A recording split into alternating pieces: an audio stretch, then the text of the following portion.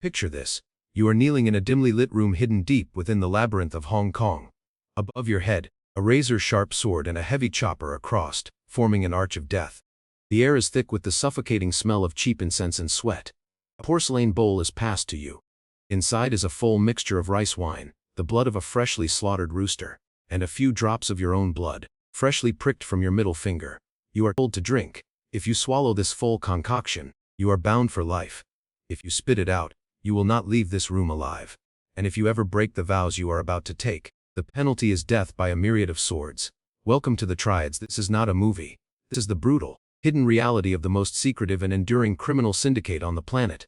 And today, you are going to experience what it takes to climb from the absolute gutter to the very pinnacle of this bloody empire. You start at the absolute bottom. You are not even a recognized member yet. You are a blue lantern. The name sounds poetic, but your reality is anything but. You are an outsider, a street punk, a nameless face in the crowded, neon-soaked streets of Mongkok. You have no rank, no protection, and absolutely no respect. You are disposable. Your daily life consists of doing the dirty work that no one else wants to touch. You are the one sent to throw red paint on the doors of terrified shop owners who are late on their extortion payments.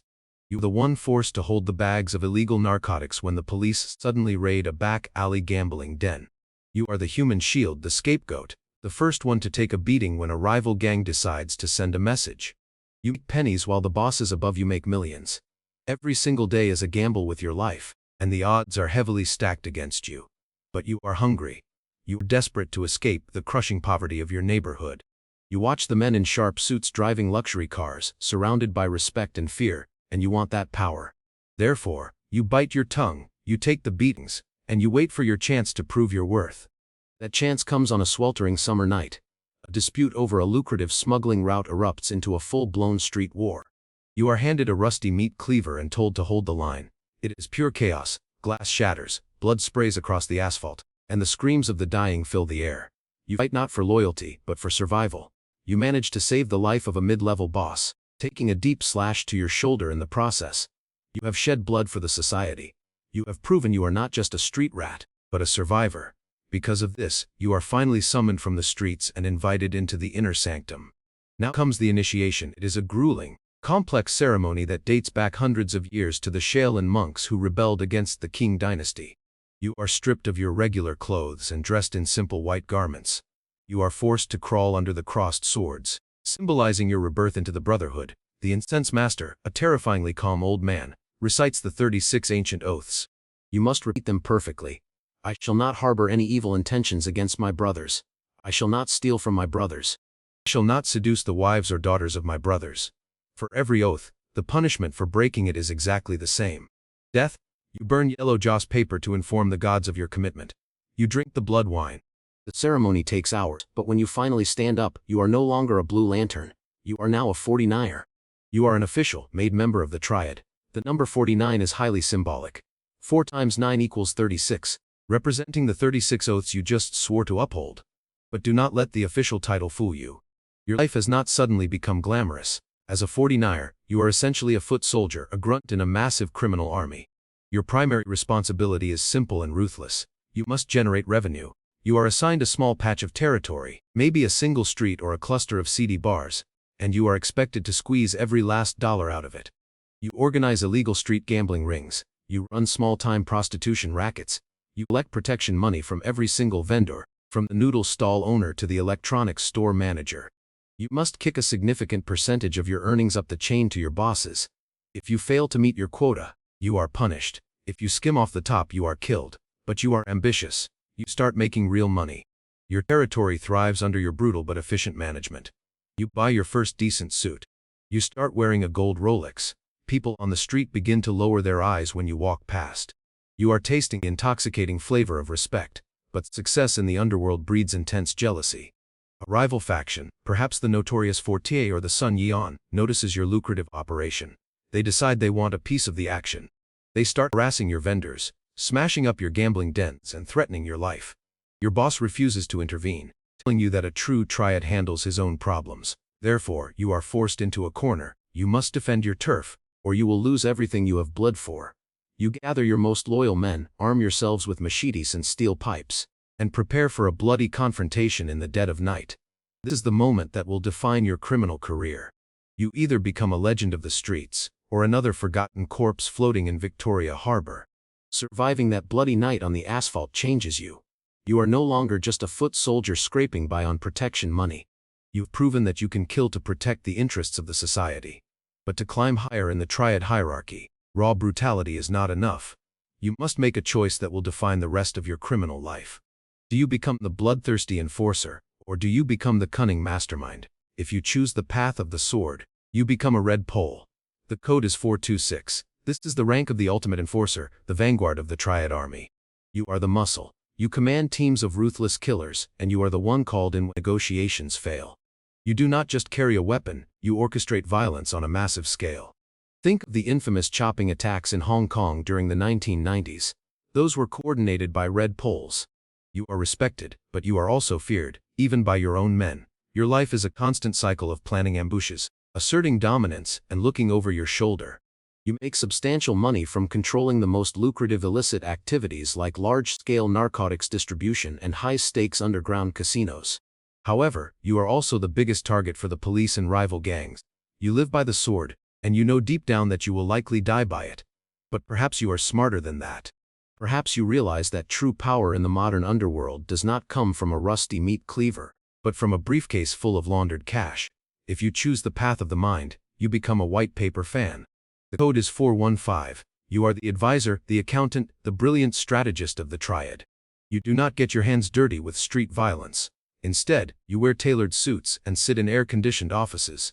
Your job is to take the millions of dollars generated from human trafficking, drug smuggling, and extortion, and make it look completely legitimate. You funnel dirty money through a complex web of shell companies, real estate investments, and entertainment businesses. You understand international finance better than most bankers. The white paper fan is the lifeblood of the organization because without you, the Triads are just street thugs with nowhere to hide their wealth. You command immense respect because you hold the keys to the financial empire. However, the pressure is unimaginable. One misplaced decimal point, one sloppy transaction caught by international authorities, and the entire syndicate comes crashing down. If you make a mistake, your punishment will not be a simple beating. You will simply disappear without a trace. Alongside the enforcers and the advisors, there is another crucial role you might step into. You could become a straw sandal. The code is 432. You are the diplomat, the messenger, the ultimate networker of the underworld. Your job is all about connections. You manage the fragile alliances between different Triad factions, preventing minor disputes from escalating into all-out gang wars. More importantly, you are the crucial link between the criminal underworld and the corrupt officials in the police force and the government. You arrange the discreet meetings, hand over the thick envelopes of cash, and ensure that the Triad operations run smoothly without police interference. You know everyone's secrets. You know exactly who can be bought and for how much. But this makes you incredibly vulnerable. You are always playing both sides. If a corrupt cop decides to turn clean, or if a rival gang suspects you of double-crossing them, you are the first one they will eliminate. Years pass. You have navigated the treacherous waters of the Triad, rising through the ranks. You are wealthy beyond your wildest dreams. You own luxury apartments overlooking the harbor and command a small army of loyal followers. But the higher you climb, the darker the world becomes. The Organized Crime and Triad Bureau, the elite police force known as the OCB, has launched a massive crackdown. They are freezing assets, raiding safe houses, and arresting key members. Paranoia begins to rot the organization from the inside out. There is a rat. Someone high up is feeding information to the police. The atmosphere in the secret meetings becomes poisonous. Every glance is suspicious. Every delayed phone call feels like a betrayal. You realize that the greatest threat to your life is no longer a rival gang member with a machete, but the brother sitting right next to you at the banquet table. Anyone could be the informant. Trust, the very foundation of the 36 oaths you swore all those years ago, has completely disintegrated. You must find the traitor before they find you, or everything you have built will be destroyed. You survived the purge. You stepped over the bodies of the traitors and the brothers who were not quick enough. You are now stepping into the hallowed halls where only the most powerful men in the underworld are allowed to breathe. But as you reach the summit, you realize that the air is incredibly thin, and the knives aimed at your back are sharper than ever before. You have reached the rank of Vanguard, or perhaps even the Sacred Incense Master.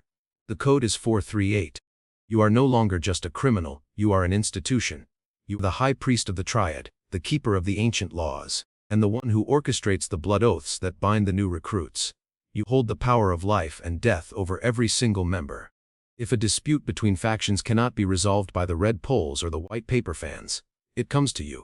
You are the judge, jury, and executioner of the underworld.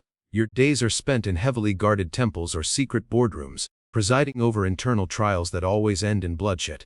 You decide who gets promoted, who gets stripped of their rank, and who gets buried in a shallow grave in the new territories. But your immense power makes you a massive target. Every ambitious red poll wants your influence, and every law enforcement agency wants your head on a spike to break the morale of the entire organization. Finally, after decades of bloodshed, betrayal, and surviving against impossible odds, you achieve the ultimate prize. You are the dragon head. The code is 489. You are the absolute ruler, the supreme boss of the entire syndicate. You command a global empire worth billions of dollars. Your operations stretch from the glittering VIP rooms of Macau casinos to the bustling shipping ports of Europe, moving tons of illicit goods across international borders. You no longer deal with street corners or local extortion rackets. You deal with corrupt politicians, international money launderers, and heads of state. You live in a fortress disguised as a luxury mansion, surrounded by private security details, traveling only in bulletproof convoys with advanced teams scouting every location. You wear bespoke suits that cost more than what a blue lantern makes in a lifetime. You have reached the absolute pinnacle of criminal power. You are untouchable, or so you desperately try to convince yourself. Because here is the brutal, inescapable reality of the dragon head. Ultimate power is nothing but a delayed death sentence wrapped in velvet. Look at the real history of the Triads. Look at men like One Kok Koi, the infamous broken tooth who led the Macau faction of the 14K Triad. He reached the absolute top, commanding thousands of men, financing his own biographical movie, and essentially ruling Macau in the late 1990s through sheer terror and bombings. But his reign ended not with a glorious victory, but with his arrest just before the territory was handed back to China, resulting in over a decade in a maximum security prison cell. For a dragon head, there is absolutely no peaceful retirement. You cannot simply hand in your resignation and walk away to a quiet island. You either die in a sudden hail of bullets fired by younger, hungrier rival from within your own ranks, or you rot away in a concrete box while your massive empire is violently carved up by the very men who swore unwavering loyalty to you. You made 36 sacred oaths when you drank that bowl of blood all those years ago. But you quickly realized the most terrifying truth of all. Absolutely no one swore an oath to protect you once you sit on the throne. You are completely, terrifyingly alone at the top of the mountain. The intense paranoia that kept you alive as a street thug will now slowly drive you insane as a king.